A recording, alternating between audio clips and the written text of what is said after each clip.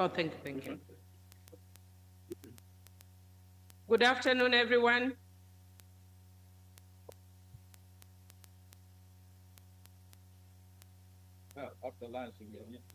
Good afternoon.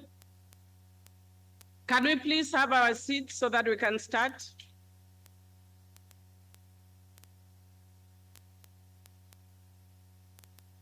Thank you for taking your seats.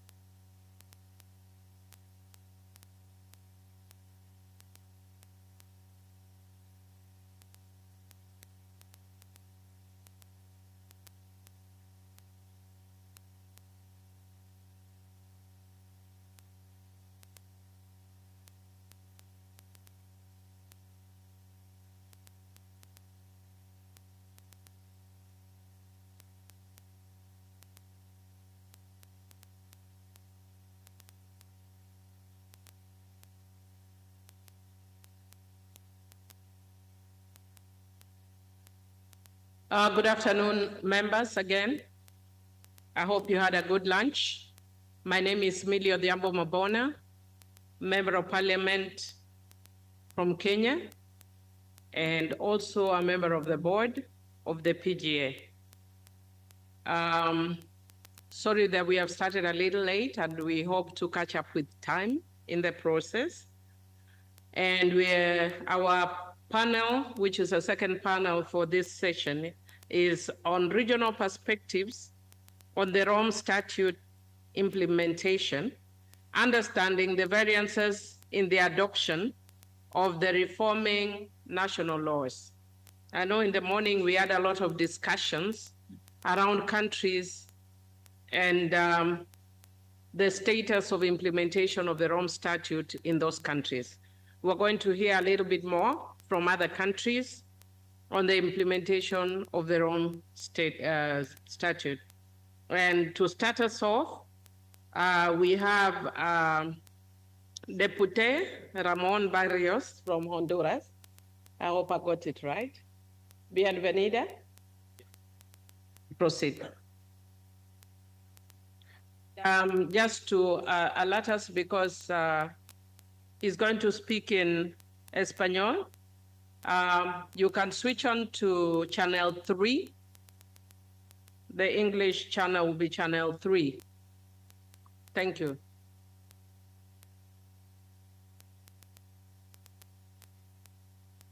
You need better?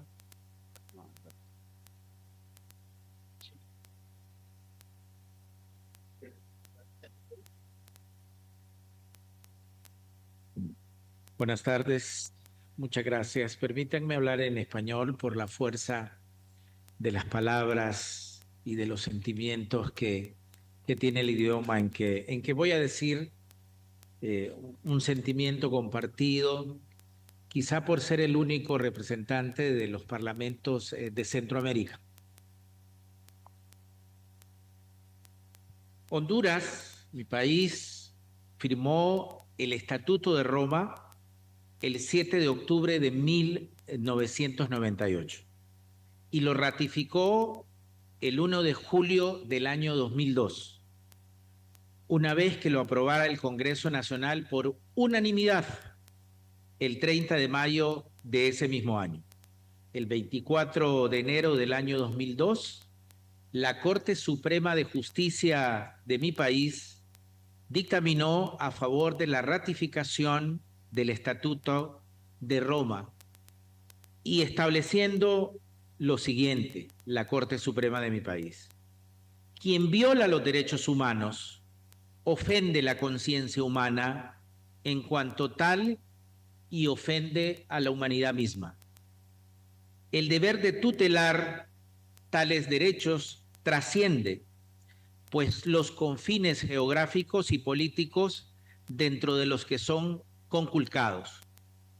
Los crímenes contra la humanidad no pueden ser considerados asuntos internos de una nación. En ese sentido, la puesta en marcha de la institución de una Corte Penal que los juzgue es un paso muy importante. Tenemos que dar gracias a Dios que siga creciendo en la conciencia de los pueblos y las naciones la convicción de que los derechos humanos sean practicados universalmente e indivisiblemente y sobre todo sin fronteras. Por tanto, a partir del 1 de julio del año 2002, los graves crímenes internacionales cometidos por individuos nacionales o extranjeros en nuestra jurisdicción pueden ser juzgados por la Corte Penal Internacional. La primera obligación que asumió el Estado hondureño al ratificar el Estatuto de Roma es la de investigar, juzgar, sancionar a los responsables de ese tipo de crímenes y reparar a las víctimas. No obstante, cuando el Estado no cumple con esta obligación, la Corte Penal Internacional tiene competencia para juzgar dichos crímenes. En otras palabras, la Corte Penal Internacional no sustituye a la jurisdicción nacional, pues en virtud del principio de subsidiariedad, solo tendrá competencia para conocer de los crímenes cuando la jurisdicción nacional no cumpla con su deber de perseguir y castigar a los responsables de estos delitos. La Corte Penal Internacional ha sido para mi país un instrumento para combatir la impunidad y lograr el respeto y la efectividad de los derechos humanos. El Estatuto de Roma y los elementos de los crímenes distinguen los delitos ordinarios de los crímenes de lesa humanidad. En ese sentido, en el año 2010, la Fiscalía de la Corte Penal Internacional inició un examen preliminar sobre la situación de Honduras para determinar si existía una base razonable para abrir una investigación con respecto a supuestos crímenes internacionales cometidos después del golpe de Estado en junio del año 2009. Mi país, desafortunadamente, fue el primer país en este siglo en donde se dio un golpe de Estado, en donde se sacó a un presidente que fue electo mayoritariamente por el pueblo, por las Fuerzas Armadas de Honduras. Y a partir de una denuncia precisamente de parlamentarios del Congreso Nacional, se inició, digamos, después de 10 años que teníamos de afiliación a la Corte Penal Internacional, una investigación por parte de la Fiscalía. Esto fue muy importante para nosotros en Honduras, De acuerdo con el artículo 7 del Estatuto de Roma, los crímenes de lesa humanidad son todos aquellos actos inhumanos que se cometen como parte de un ataque generalizado o sistemático, que se dirigen contra una población civil y de conformidad con la política de un Estado o de una organización. Al año siguiente, en el año 2011, terminó la investigación de la Fiscalía de la Corte Penal Internacional y desafortunadamente la Fiscalía decidió cerrar el examen preliminar por considerar que a la luz del artículo 7, las graves violaciones a derechos humanos cometidas en Honduras no reunían los requisitos legales para considerar los crímenes de lesa humanidad y, por tanto, para que entren dentro de la competencia de la Corte Penal Internacional. No obstante, esa decisión de la Fiscalía de la Corte Penal Internacional provocó en el Congreso Nacional de la República que introdujésemos en un nuevo proyecto de Código Penal que sancionamos dos tipos penales importantes de lesa humanidad que los parlamentarios en una decisión mayoritaria, casi por unanimidad, decidimos tomar dos tipos penales que contiene el Estatuto de Roma e incluirnos en nuestro Código Penal.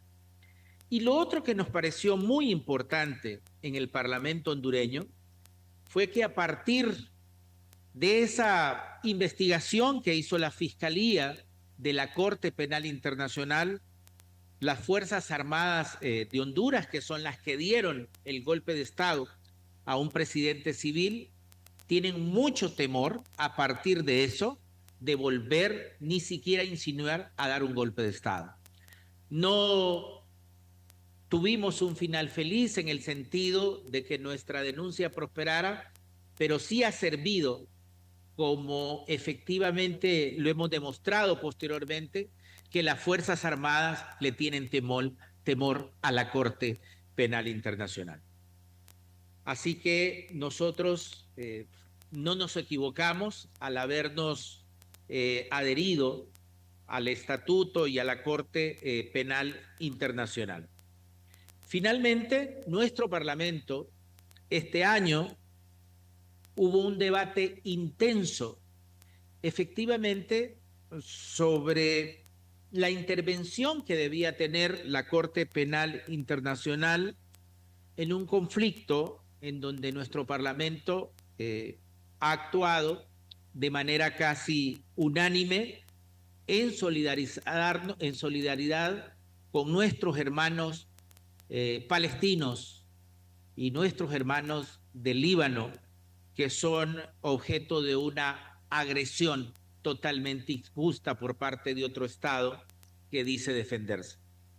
Y nosotros hemos criticado muchas veces el doble estándar que se tiene con respecto a los conflictos en que se puede intervenir por parte de la Corte Penal Internacional y otros organismos internacionales, e inclusive los pronunciamientos que los parlamentos que tenemos que hacer a la luz de la violación de grandes derechos y violaciones de los derechos humanos.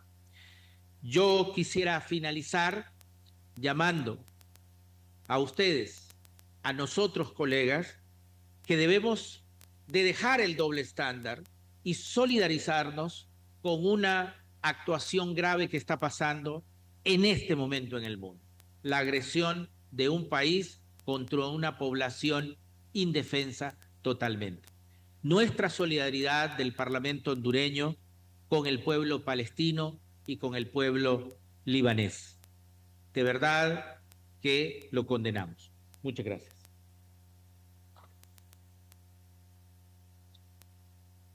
Gracias. Thank you. We have had the case of Honduras. We are going to... Sorry. We've had the case of Honduras. We are going to move to Pakistan, and we're going to get a presentation from Senator Azam Nazir Tarar who is a member of Parliament of Pakistan, and the Federal Minister for Law and Justice. Welcome. Bismillahirrahmanirrahim. Honorable parliamentarians, distinguished guests, excellencies, ladies and gentlemen, and indeed the moderator. Good afternoon and Assalamu alaikum. I am delighted to welcome you all in Islamabad at the 45th Annual Conference of Parliamentary Global Action Forum, PGA. On behalf of Government of Pakistan and the people of Pakistan, I would like to thank all for coming from different parts of the world to participate in this landmark event to testify common values and commitments we all carry within us for upholding sustainable principles of peace, stability, and respect for human rights. I would also like to applaud tremendous efforts made by the August organization over the past 4.5 decades. In continuous manner, PGA members around the world are playing important role through strengthening the instruments of international criminal law, global warming, and development issues, including democracy and governance. Distinguished guests, members of parliament play a central role in national and global efforts to promote and protect human rights, democracy, and peace as democratically elected representatives, as well as leaders in their own communities. Since its founding in 1978, Parliamentarians for Global Action have made significant progress in areas of major global importance, such as disarmament and peace negotiations, measures for non-proliferation and mass destruction, illegal trade in small arms and light weapons, maritime protection, sexual orientation and gender identity, reproductive health as well, early and forced marriages, migration and development, reform of democracy and human rights.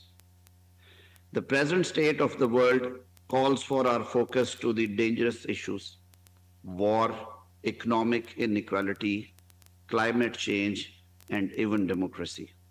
This is the high time parliamentarians from around the globe should come forward to take such pertinent issues head on and influence domestic and international policies for addressing these. Looking at the Pakistan's context, these concerns are very important, where combating climate change along with political and social change is a well-known community challenge. For many years, we have lived in a situation dealing with the past and organizing development and peace in a difficult area. We strongly believe that the solution to problems that the world is currently facing is a global approach and cooperation, which is why we are happy to hold this meeting today. Having said that, I would like to highlight the challenges and factors that contribute to the variances in the implementation and adoption of reforming national laws in context to ICC. One of the key factor is the cultural and social context, like the laws reflect local values, norms, and historical experiences, and we have to actually bring those in conformity. Political systems and institutions are the second element. Different governance structures, political ideologies, and interest groups influence law reforms, and we have to deal with these. Then comes the economic conditions, of course, play a very pivotal and basic role. Economic development, resources, and priorities impact law reform adoptions. And then come the legal traditions and frameworks. Indeed, we hail from different legal backgrounds. The civil law and common law are the two examples. Besides, countries adopt reforms at different pace due to varying capacities and priorities. Some countries adopt comprehensive reforms, while others make incremental changes. Therefore, effective implementation and enforcement of reform laws vary across the countries. Pakistan's contribution to international peace and justice is one of the area I'll take a minute. The Pakistan has always stood for the values of peace, stability, and human freedom. We have participated in many UN peacekeeping operations and actively participated in various regional and global peace initiatives. We firmly believe in peace and peaceful solutions of the world disputes, including the issues of Palestine and Kashmir, which are facing serious violations of human rights. And when we talk about Gaza, the history will tell us that how painful this dispute is. Violation of human rights, and unfortunately, world is failing to effectively intervene for peaceful solution of the conflicts. In this context, yes, complementary principle has been violated. The domestic jurisdiction issues are always on the table, and states are undermined by international criminal, and these issues undermine international criminal court rather than building capacity of countries to control through their own local laws the issue of genocide and crime against humanity. And we have to think through, we have to learn lessons from history that unless and until we don't go for a global approach, we will be failing in our duty as a nation, as a state, as member of this larger global community. We are committed to promoting human rights, social and economic development, and building resilience to climate change within our country and to stand with all global policies and action plans.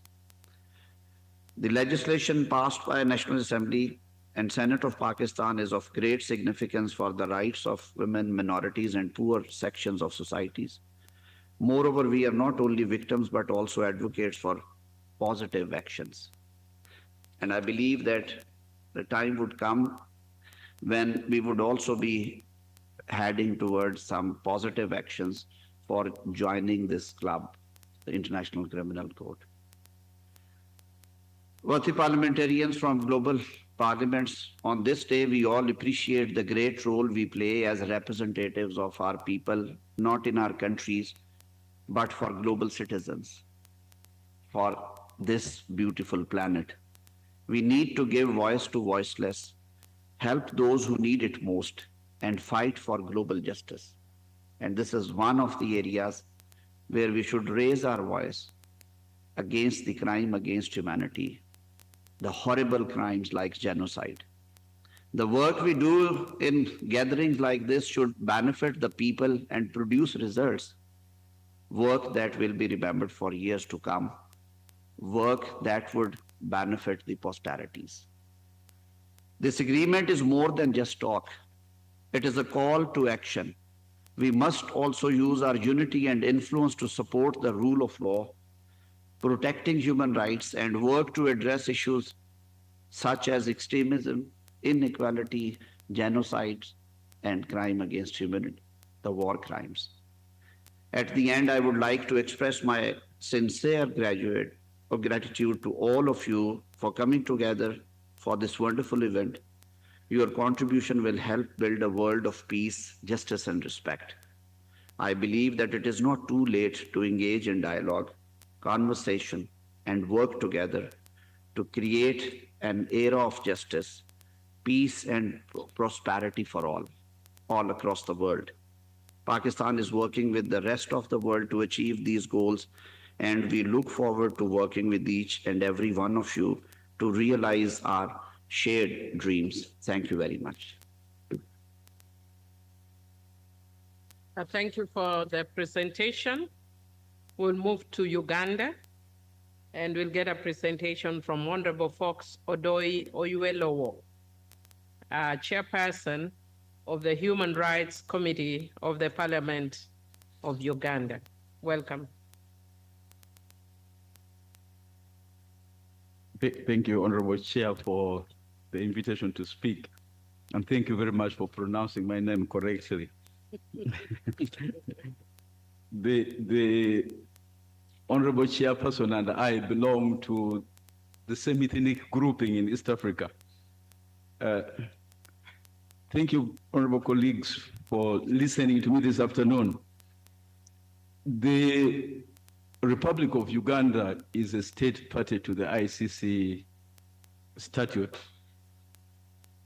The Republic of Uganda ratified the Rome Statute, and in 2010, the Republic of Uganda enacted the ICC Act, often cited as Act number 11 of 2010.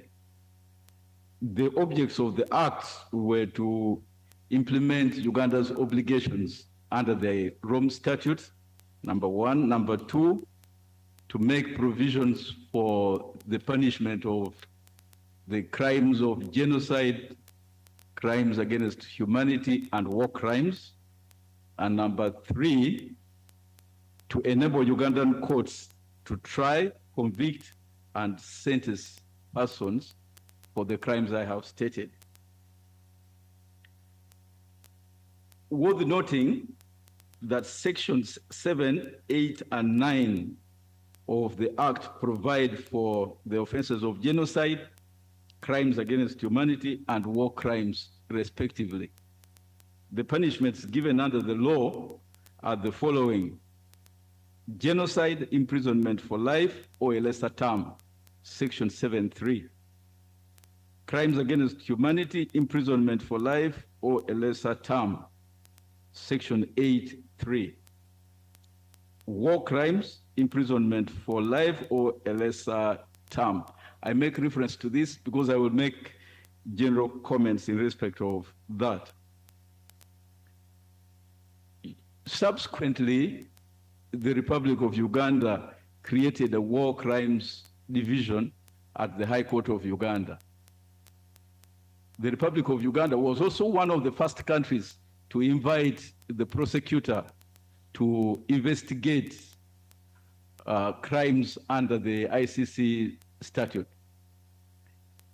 The prosecutor investigated and subsequently indicted a number of Ugandans, notable among them Joseph Kony, who's still at large, Ongwen, who was successfully prosecuted and convicted. And I invite all of you to read the locus classicus of Ongwen. Thereafter, we stalled, and it's the excuses we continue giving for stalling that I will address you to this afternoon. Uganda did not ratify the subsequent proposed amendments to the ICC statute, despite the Parliament of Uganda passing resolutions to urge the government to do so. Now, when I talk about African politicians, only read it in the context of Ugandan politicians because I don't want to offend my other friends in this room. African politicians are an interesting lot. We create excuses for everything, and we create excuses for dishonesty. What excuses have we come up with for not ratifying the subsequent amendments?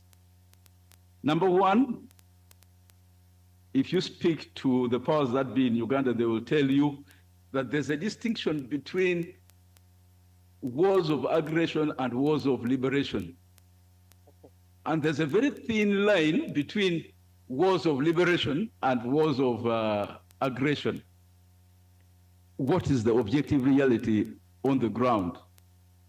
As we speak now, Uganda has troops deployed in the Democratic Republic of Congo, in South Sudan, in North Sudan, in Somalia, in Central African Republic, and many other places.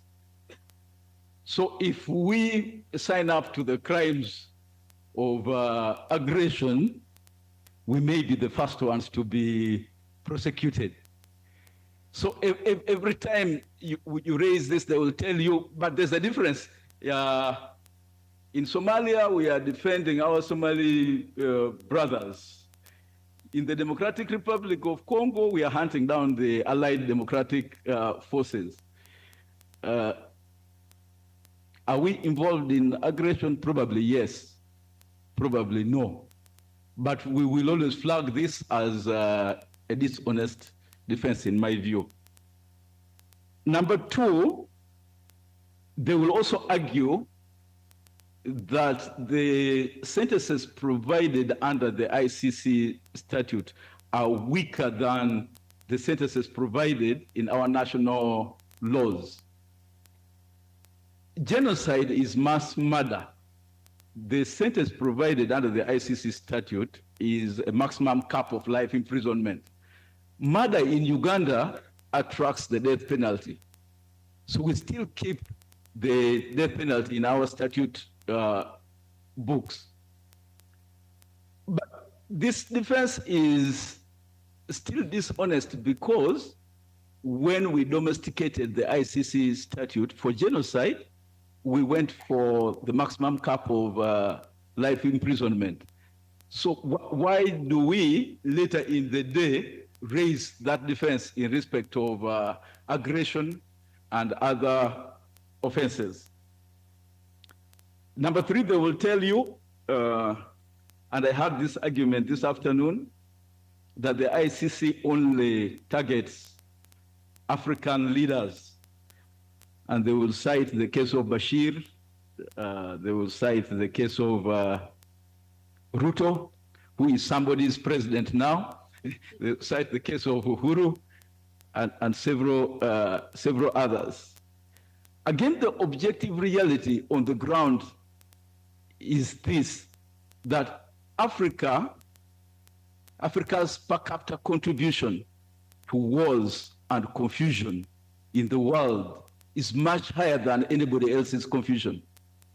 As we speak now, we have wars in Mali, in Somalia, in Nigeria, North Sudan, South Sudan, the Democratic Republic of Congo, Mozambique, and probably many other places. And definitely there are crimes being committed in all those areas. So if you take any action, they will tell you, but you are targeting only or mostly African leaders. Yes, it's because you provide the most confusion in the world, and therefore you should perhaps be targeted. They will also tell you that we should develop Africa's solutions to Africa's problems.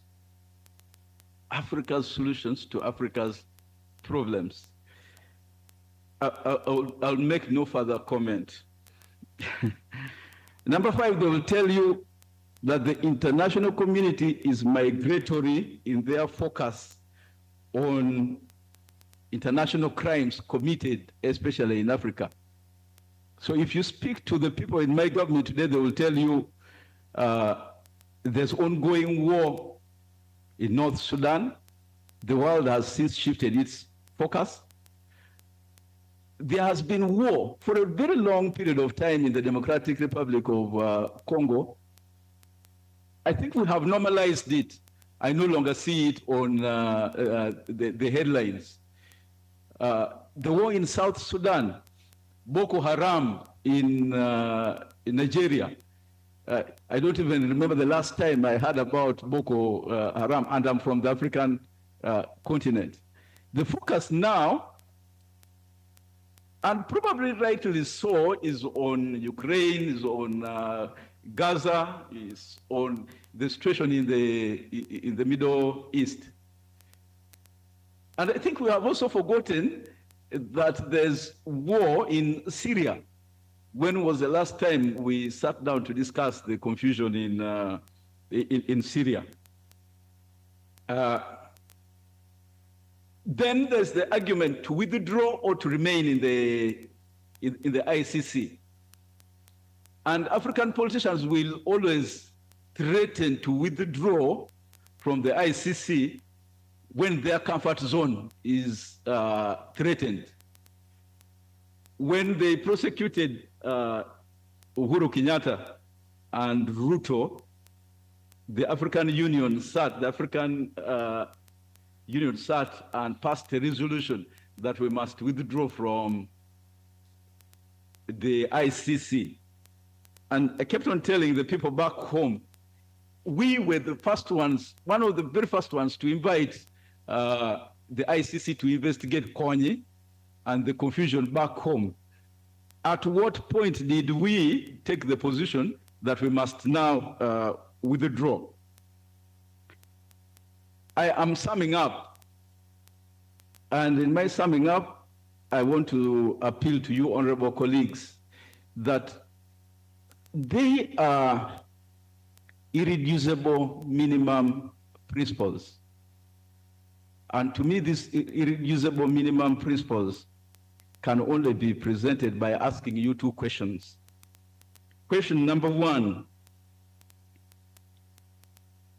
crimes against humanity, genocide, and war crimes, are they so reprehensible as to call for our support of the ICC, as to be outlawed?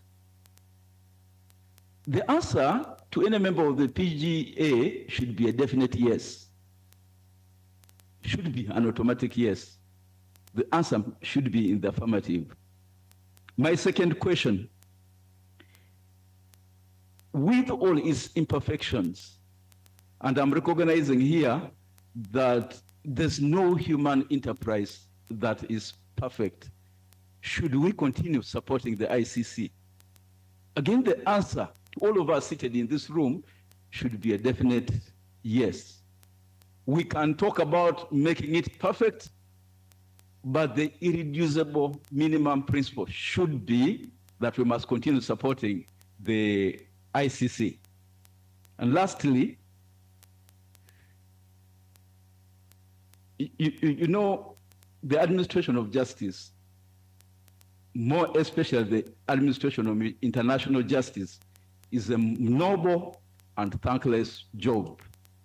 I invite my friends from the ICC to always remember that. You are doing a noble job. Nobody will ever applaud you, and don't ever expect any politician to stand at the side of the road and clap for you. I thank you.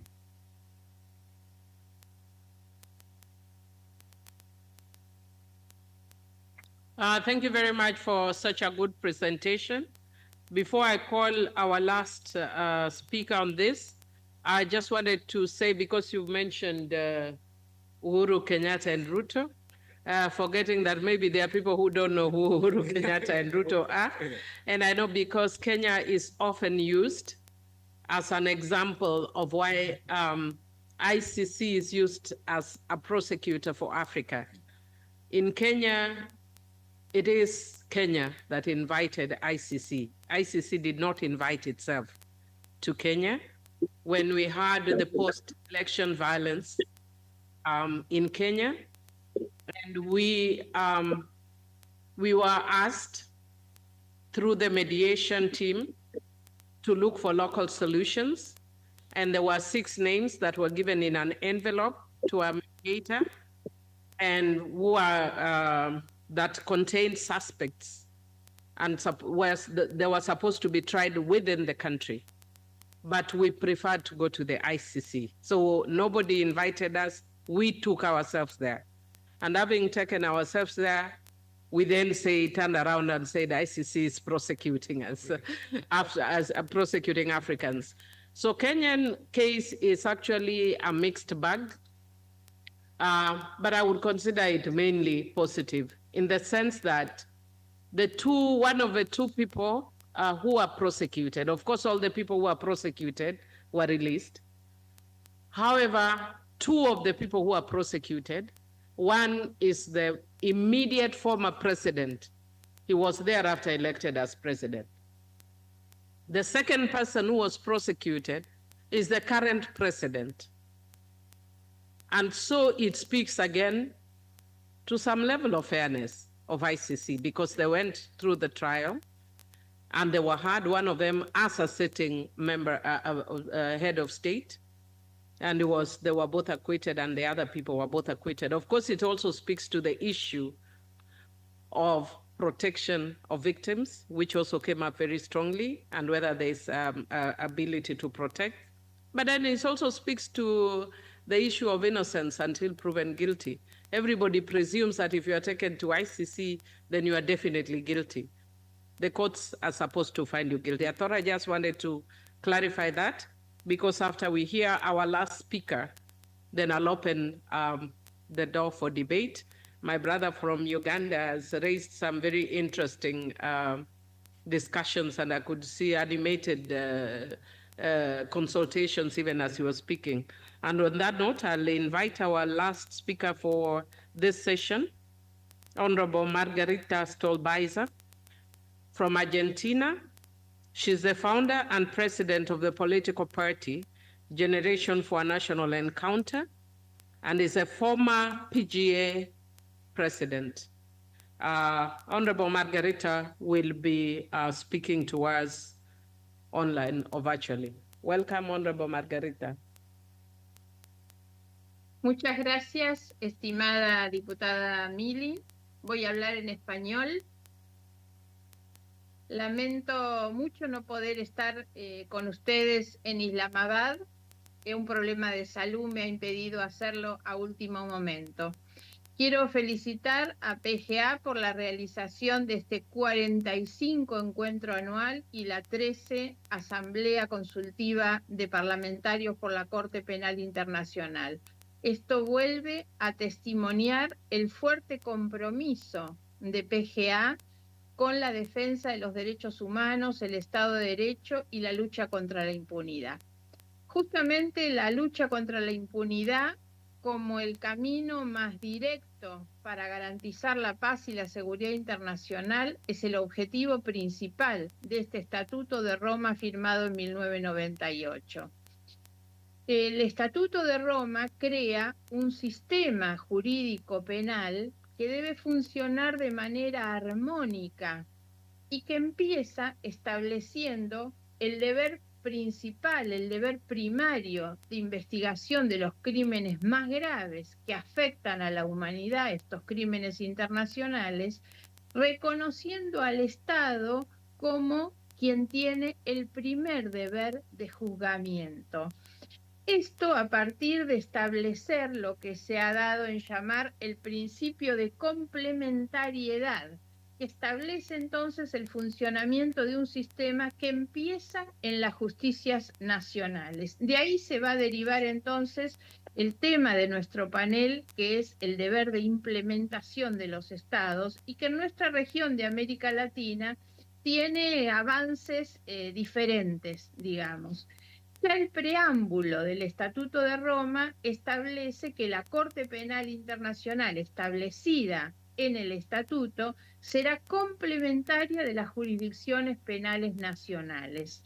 Y en el artículo 1, que instituye la Corte Penal, dice que está facultada para ejercer su jurisdicción sobre personas respecto de los crímenes más graves de trascendencia internacional y tendrá carácter complementario de las jurisdicciones penales nacionales.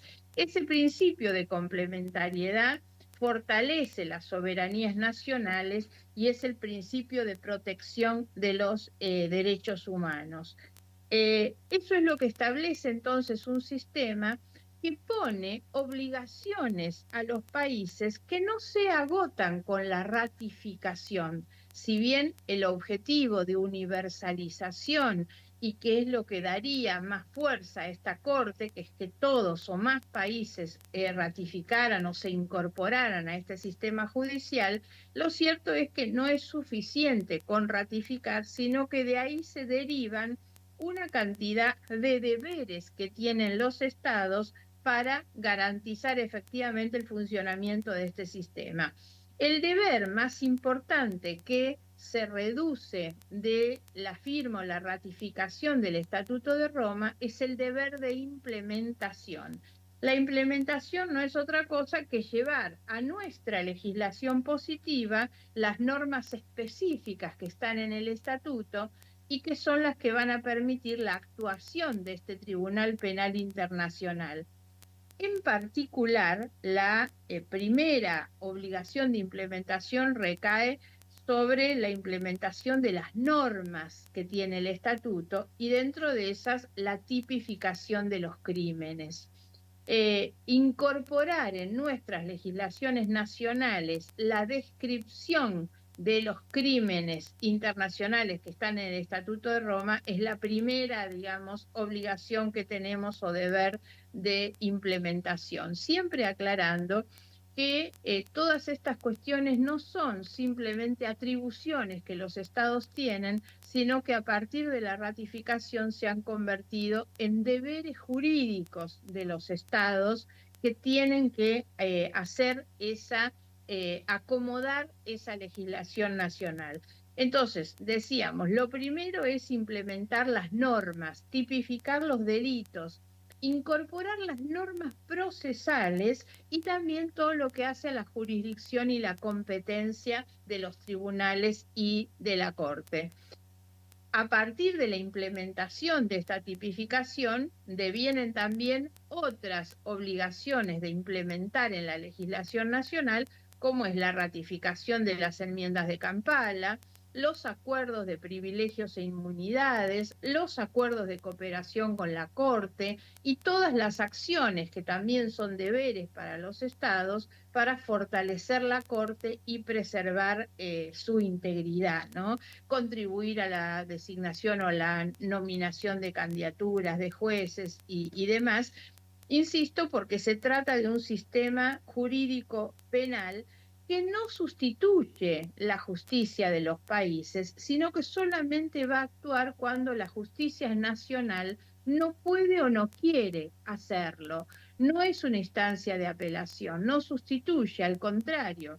El ejercicio de la soberanía de los estados es lo que ha determinado que los estados suscriban su adhesión a este sistema jurídico penal internacional.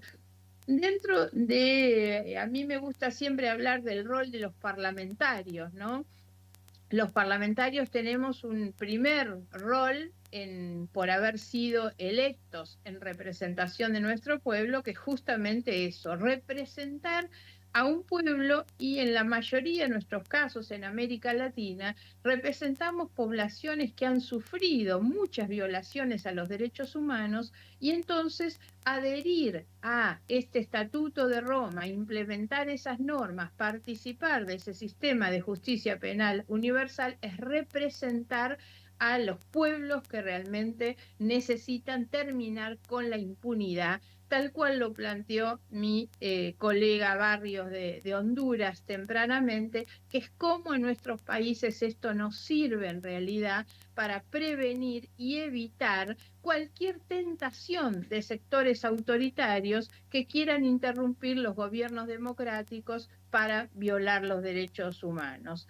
Pensar en la lucha contra la impunidad es también incorporar los principios dentro de los deberes de implementación, dentro del rol de los parlamentarios, el primero es representar, el otro es incidir, por eso la importancia de hacerlo para que nuestros estados se comprometan en este sistema. El otro es legislar, porque estas cosas se hacen a través de las leyes. Y el otro es controlar, por supuesto, que se cumplan o que los ejecutivos cumplan. También tenemos la obligación de capacitar, de formar, de sensibilizar.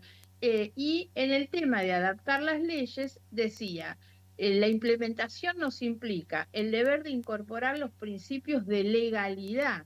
No hay crimen sin ley, no hay pena sin ley, el principio de la responsabilidad penal individual, que son algunas de las cuestiones que tiene el estatuto y que debemos llevar a nuestra legislación, la responsabilidad de los jefes de Estado, o sea, eliminar cualquier sistema de inmunidad que puedan tener los funcionarios de más alto rango, la imprescriptibilidad de estos crímenes, la no posibilidad de indulto o amnistía respecto de estos crímenes más graves. La otra cuestión, como dije, es incorporar los crímenes, genocidio, lesa humanidad, crímenes de guerra y crímenes de agresión, La otra cuestión es el derecho a las víctimas. Si algo tiene el Estatuto de Roma es la consagración de los derechos de las víctimas en una amplitud muy, muy importante y destacable, como es reconocer a las víctimas el primer derecho, que es el derecho a la justicia, a que se haga justicia, se esclarezca, se llegue a la verdad, se aplique un castigo. Pero además se incorporan también el derecho a participar en los procesos, a actuar, a tener información, el derecho a la asistencia, a la protección, a la indemnización, a la reparación, a la rehabilitación, la restitución y por sobre todas las cosas la satisfacción y no repetición. La aspiración más importante que tiene este estatuto es que esos crímenes no se repitan y de ahí la importancia de la aplicación de un castigo. Quiero hacer referencia brevemente a lo que son las normas procesales, porque los artículos 7 y 8 del Estatuto de Roma recogen por primera vez en un tratado de esas características los delitos de índole sexual, que están incorporados como aspectos de los crímenes más graves, que son violación, esclavitud sexual, prostitución forzada, embarazo forzado, esterilización forzada, violencia sexual. Y el Estatuto de Roma agrega normas especiales de procedimiento y prueba para las víctimas. Y es muy importante esto también dentro de nuestro deber de implementación. Esas tres normas son: no se requerirá la corroboración del testimonio de la víctima en los casos de violación. La segunda, el consentimiento de la víctima no podrá ser usado por la defensa como argumento. Y el tercero es que no se admitirán pruebas sobre la conducta sexual de la víctima. La otra cuestión a tener en cuenta es que siempre en la implementación y en la tipificación de los crímenes debemos tener en cuenta que el estatuto es un piso y no un techo. ¿Por qué razón? Porque a veces nuestros estados están comprometidos por acuerdos internacionales de derechos humanos que tienen estándares de protección más altos.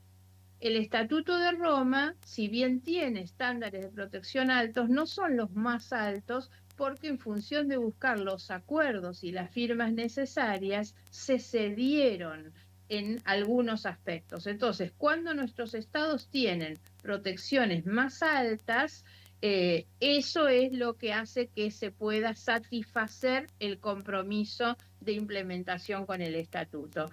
Para terminar, en mi país, Argentina, nosotros definimos la política de derechos humanos como una política de Estado.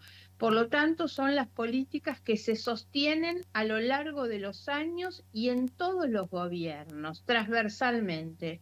Tal vez porque somos un país que sufrió una cruel dictadura militar y la salida, la recuperación de la democracia se inició justamente con lo que llamamos un histórico juicio a las juntas militares que terminó con las condenas de aquellos que habían violado los derechos humanos y la sucesión de los juicios.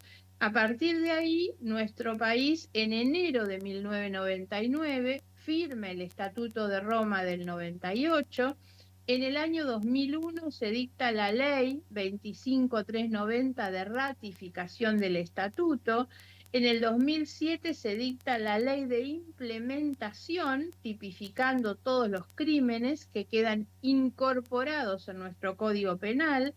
Ese mismo año se firma la ley de ratificación del Acuerdo de Privilegios e Inmunidades. Se ratifican posteriormente las enmiendas de Kampala. Y también en el año 2016 se firman los acuerdos de cooperación y se ratifican. Y Argentina es el primer país en firmar los 4 acuerdos de cooperación con la Corte: protección de testigos, ejecución de sentencias, libertad provisional y la puesta en libertad. Nuestro país tiene un fuerte compromiso con esto y entendemos además que el deber de implementación se cumple en la medida en que incorporamos todas estas cuestiones, no solamente el tema de la tipificación de los crímenes. En definitiva, el compromiso por una paz y una seguridad a nivel internacional dependen justamente de esta lucha contra la impunidad. Y eso a su vez depende de que podamos como Estado garantizar no solamente el funcionamiento de democracias electorales, sino democracias que aseguren la vigencia plena y total de todos los derechos humanos a todas las personas, el funcionamiento de una justicia eficaz e independiente y también el compromiso de trabajar por una justicia universal para que en ningún lugar del mundo se puedan violar los derechos humanos y que esto no sea castigado. Les agradezco mucho y les deseo una muy buena fin de jornada.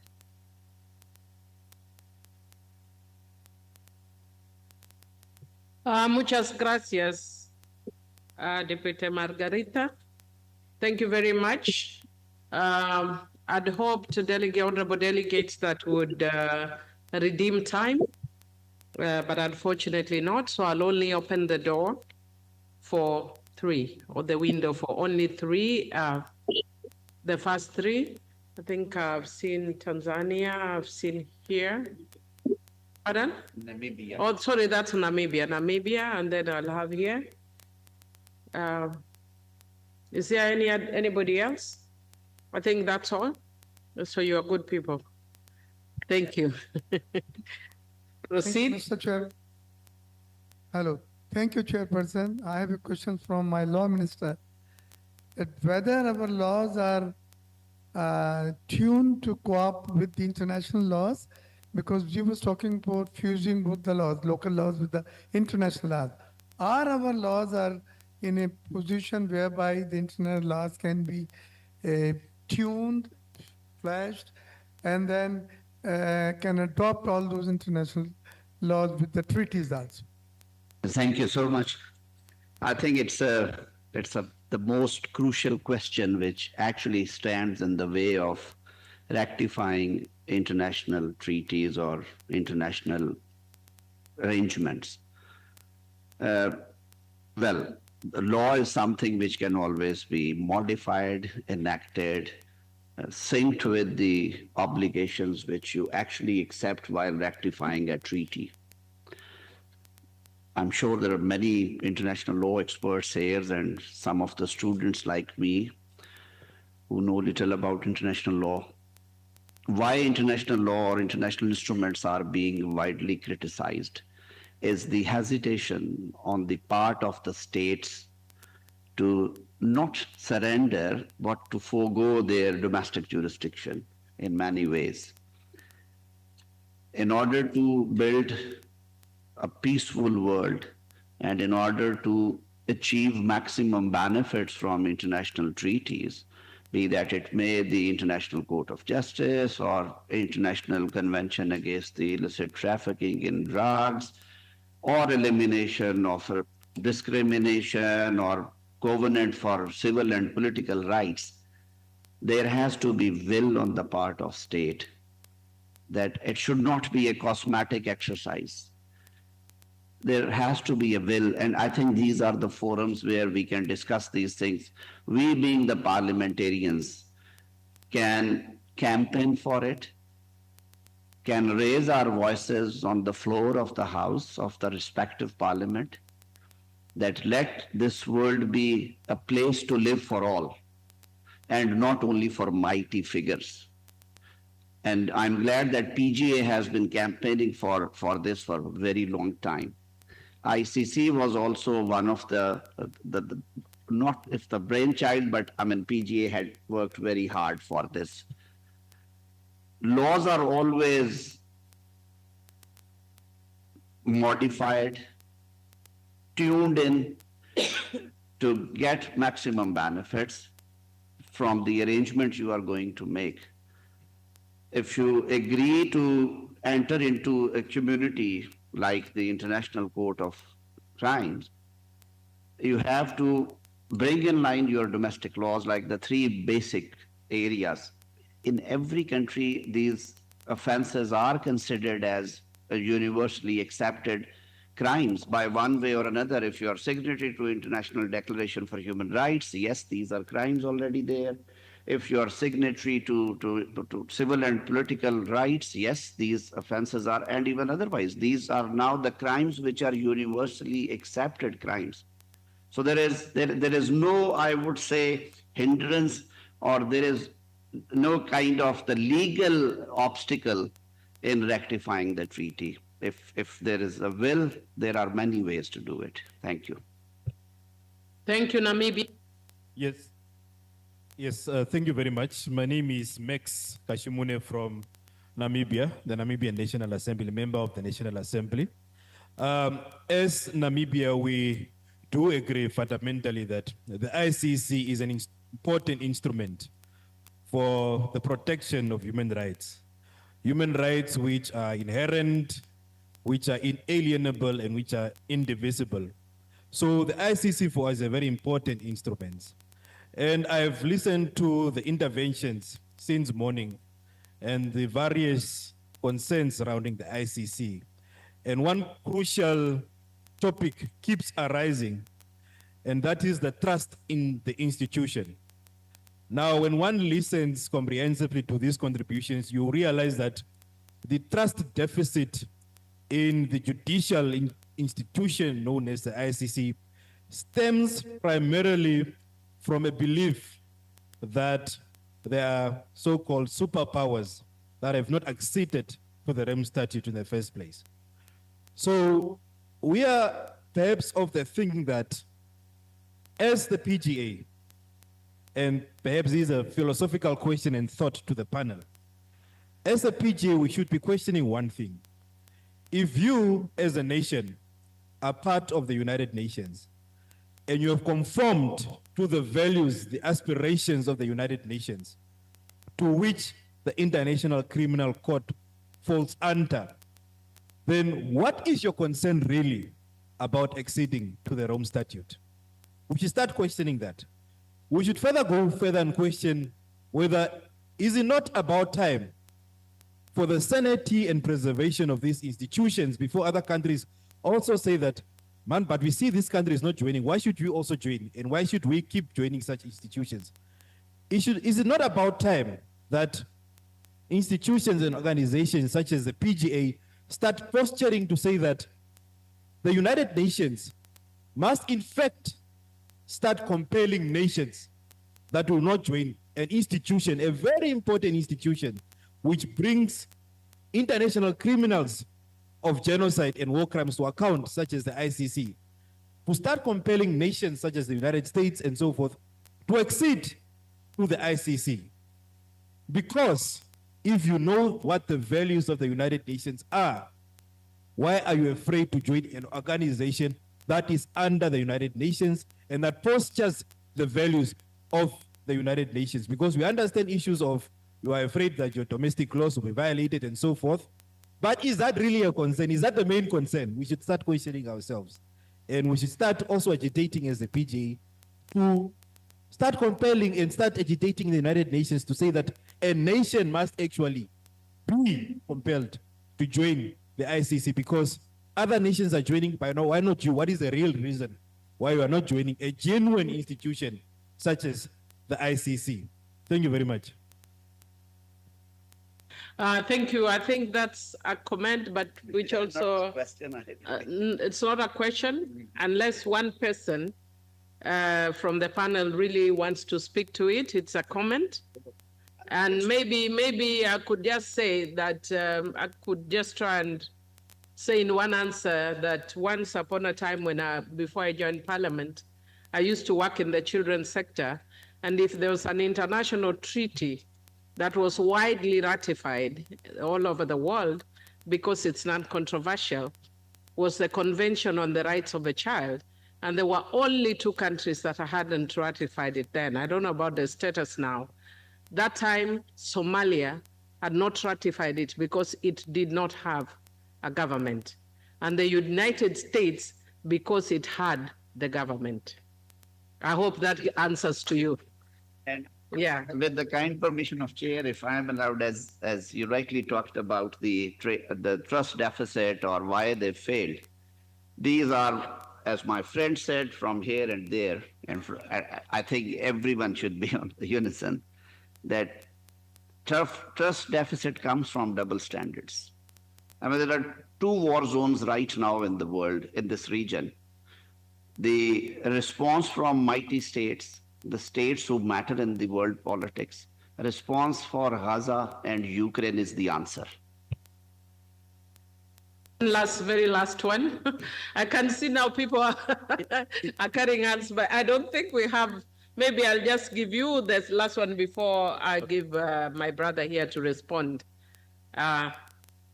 Just those two, because we've completely run out of time. I'm sorry. We started a bit late. Buenas tardes.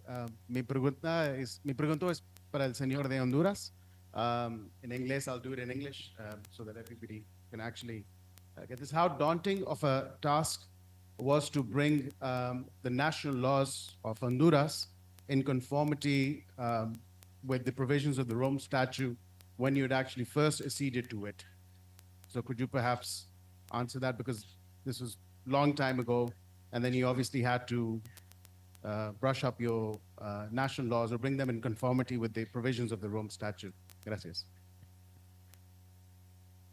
Ha sido un proceso porque cuando nos afiliamos al estatuto, en realidad había otro gobierno. Ha sido un desafío para el actual gobierno de la primera mujer presidente en Honduras, digamos, primero internamente en el Congreso, donde nosotros no somos mayoría. Es decir, el partido que representa a la presidenta no es mayoría en el Congreso, la oposición sí lo es, pero nosotros hemos adoptado, y tal como decía nuestra colega de Argentina, algunos compromisos del estatuto. Número uno, hemos incorporado en un nuevo código penal que nosotros hemos hecho, precisamente 3 tipos penales que habíamos firmado en el estatuto. Y lo otro, y lo que más me parece, digamos, más representativo de lo que hemos cogido del estatuto es la reparación de las víctimas. Aún cuando la Corte Penal no satisfizo el hecho que se enjuiciara a los perpetradores del golpe, nosotros sí hemos reparado a las víctimas. Digamos, filosóficamente hemos tomado ese valor de reparar a las víctimas producto del golpe de Estado.